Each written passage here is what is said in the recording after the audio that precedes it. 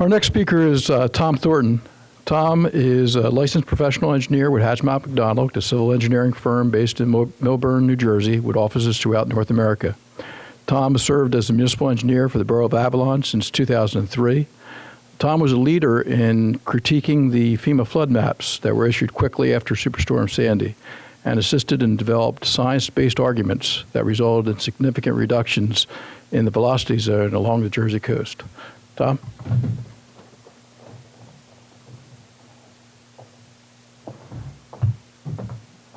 Thank you, Jim. It's great to be here with you this morning. I know Steve Morey's glad I'm here because he almost had to sub for me, but I was able to make it. So my presentation here is probably going to be pretty quick. I just wanted to give an overview of where we are with the FEMA map revision, flood map revision process, and then move into some discussion about how communities have dealt with the progression through the various revisions of the map. This graphic here I actually pulled from the FEMA website. I probably should have cited that, so hopefully there's no copyright issues there. But this was a good graphic because it represents the whole progression there. On the left you see I don't know, you probably can't read the words, I apologize, but the very left most bullet there is the beginning of the process where FEMA began the whole flood revision process. The next stage, or the event actually, was Hurricane Sandy, followed shortly thereafter by the advisory base flood elevation maps, which have been discussed and which all of you have had to wrestle with. And then the next, the phase of the project is where we are right now with the issuance of the preliminary work maps. And we are in between that that arrow there, the long arrow on the bottom, where the next stage would be the preliminary firm maps. So again, we are in the preliminary work map phase right now, moving towards the preliminary firm map, after which there would be an official appeals process. And then finally, at the end there over on the right would be the issuance of the final maps. So if we go to the next slide. This is actually a slide that, as of about a half hour ago, can be updated because I received an email from Curtis Smith. I had asked for him to give me an update. My latest information was that the southerly counties would be followed a month apart, but he gave me some additional information. So starting in the north, Hudson County, Middlesex County, Monmouth counties, those preliminary firm maps have been completed, and you can access them on FEMA's website, along with good information, GIS data, and the maps themselves. The next map that is expected to be released would be Ocean County, and we were told that would be April or May. We had earlier been told again that as they worked their way south, those maps would follow. So that's why I have Atlantic County in May and Cape May County in June. But I was just informed this morning that actually it looks like they are on track to issue the preliminary firm maps for both Atlantic County and Cape May County in April and May as well. So if you want to correct that slide. But moving on to a comparison between the advisory base flood elevation maps and the preliminary work maps. As has been mentioned, and you all know, those ABFEs really overestimated the V zones, and people were alarmed to see how far inland some of those V zones encroached. We weren't used to it, and we knew that there were issues there that most people recognized, and we'll get into what was done to challenge those. And I'll just compare them one item at a time. So the preliminary work maps have been more accurate because they've been based on the wave analysis. So those V zones, as most of you know, have, for the most part, at least along the base side of most barrier island communities, been moved back either up against the bulkhead or fairly close to the bulkhead.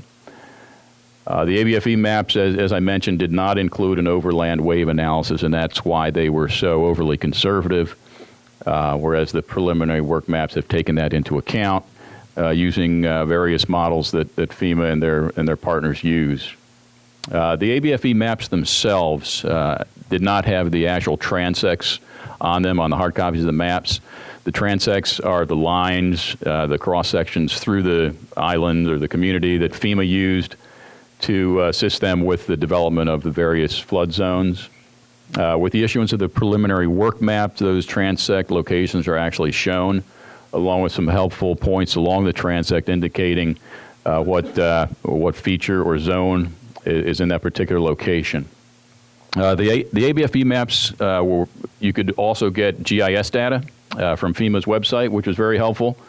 And with the issuance of the preliminary work maps, there's even more data. So if you have access to the GIS software and are familiar with that, there's a lot of, you can really drill down into those maps and find out exactly what was going on. And it could actually help you, as we'll get into shortly, with any possible challenges or any particular locations that you may find suspect if you're looking at the preliminary work map.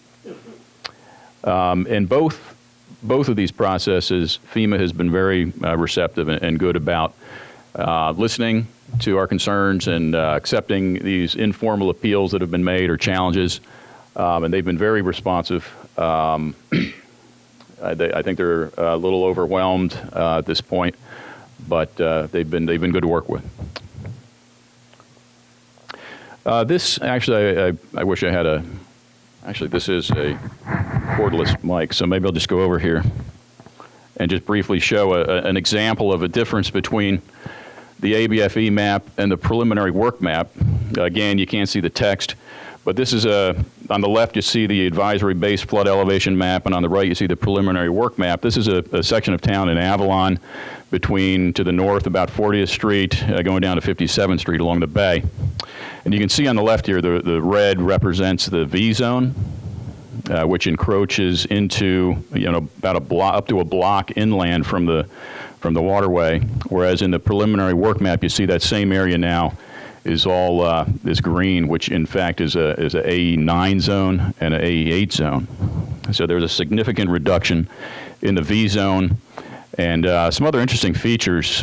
We didn't really expect this, but I believe the ABFE had a AE9 zone inland, and it actually was reduced to an 8. So even the A zones were reduced, at least in Avalon's case.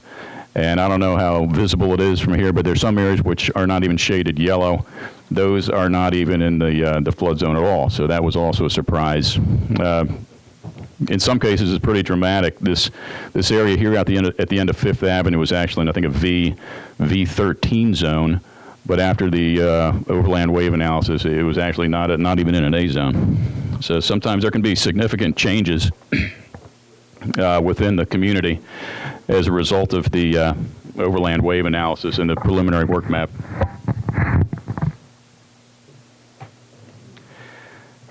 We did, Hatch Mott M MacDonald did challenge those ABFE maps for several of our municipal clients, including Avalon, the Borough of Maniloking, and Wildwood Crest. And we basically focused on those Bayside V zones.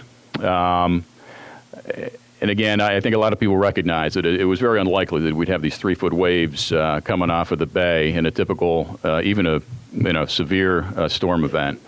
So we kind of got down to the technical level and challenged them based on the fetch, which is the length of, or the distance of water over which the wind affects it to develop those waves.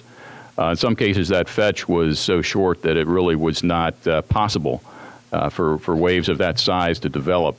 We also looked at the wind direction. We looked at wave diffraction, how if a wave comes in, you've noticed this probably from photographs or even just direct observations. If waves are coming into an inlet, you'll see the waves wrap around in a curve as they hit a structure. And along with that diffraction comes a reduction in the size and the energy of that wave. And we really focused on the 1% chance response as opposed to event. The V zones are supposed to be where the 1% annual event, which used to be referred to as the 100-year storm, where you would see the waves impact a structure. But we wanted to focus in on their own guidelines, FEMA's own guidelines, which really focused on the response, not necessarily an event. So you could have a 100-year storm, but in that storm, if the winds are blowing westerly instead of easterly, you wouldn't have those waves impacting the shoreline. So we tried to focus on that. And I know other engineers, like Ed Stinson, I believe, is here today from Brigantine, who was making these same arguments, along with Dr. Farrell from Stockton. So we'd like to think that that was effective. And we did see, as I just illustrated, some dramatic changes in the V zones.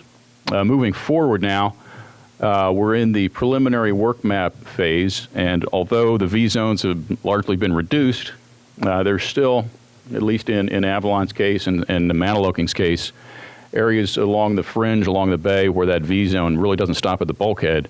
But if you look at the GIS data and overlay with the aerials, you'll see that it still encroaches into properties. And those, the delineation of those V zones on the bay side were largely developed using elevation data along these transects that I mentioned. And if you go into the GIS data, you can get a lot of good information. You can get the modeling input that they use. You can get the elevations that they use along those transects. And in Avalon's case, we found that those elevations along those transects were too far apart. And we actually went out there and surveyed along that transect and got information that we talked to FEMA about, and they said should move that V zone even further away from the land and closer to the water, if not right up against the bulkhead, which would be preferable. So there's good opportunities to challenge these maps, and again, they've been very receptive to those questions. Again, we also focused on development, the fetch development and the starting wave size, using their own modeling, which is the difference now that they did the overland wave analysis. You have that opportunity. So if you know an engineer or your municipal engineer should be able to work with that model to confirm that FEMA had appropriately generated those V zones. The knowledge of GIS and the modeling software is essential if you really want to focus and get into those technical details. But the FEMA website does have a lot of good information, and I'd recommend if you have the capabilities or the time to do that it's probably worth the challenge if you have any residual V zones on the fringe. And I just wanted to also touch on the community rating system. I'm sure most of you are familiar with this. It's the NFIP's program to provide incentives for communities to exceed the minimum floodplain management requirements. South Simone has been spearheading this in Avalon, and I believe also in Sea City. It's been a very effective program. Avalon had been on the forefront of this and still is. In fact, Avalon is a Class 5, which is the highest rating that any community has in New Jersey. It's now shared by others. But the program provides for discounts on your flood insurance premiums. So it ranges from a Class 9, well, actually a Class 10, which is no reduction, but the discounts begin with Class 9, where you get a 5% discount on flood insurance policies, all the way up to Class 1. I don't know where those communities are, but they get a 45% discount. But again, Avalon and Sea City and some other communities have now achieved this Class 5 rating. And it's significant. It's a significant discount, especially now that is magnified with the increases that you're going to see under Biggert-Waters. So that's really all I had for you this morning, and I'll be happy to take questions at the end.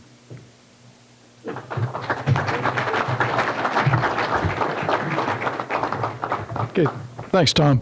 The flood map issue gets a little technical, but this is really what is going to steer cost in the future. And as Tom mentioned, the preliminary maps for Atlantic and Cape May County are due out in April or May. We collectively, the towns and counties in Atlantic and Cape May County have worked together to kind of fight this battle in getting the maps changed with the help of Tom and many other engineers in the area. And we're about to do that again because there are still some issues with the flood maps. And it's much easier to get the maps changed now, working with the RAMP team and other folks, than once these preliminary maps come out. It's going to be a much more difficult change. So we appreciate Freeholder Thornton's support in helping us to work with Stockton to get these changes, and we hope to continue that process.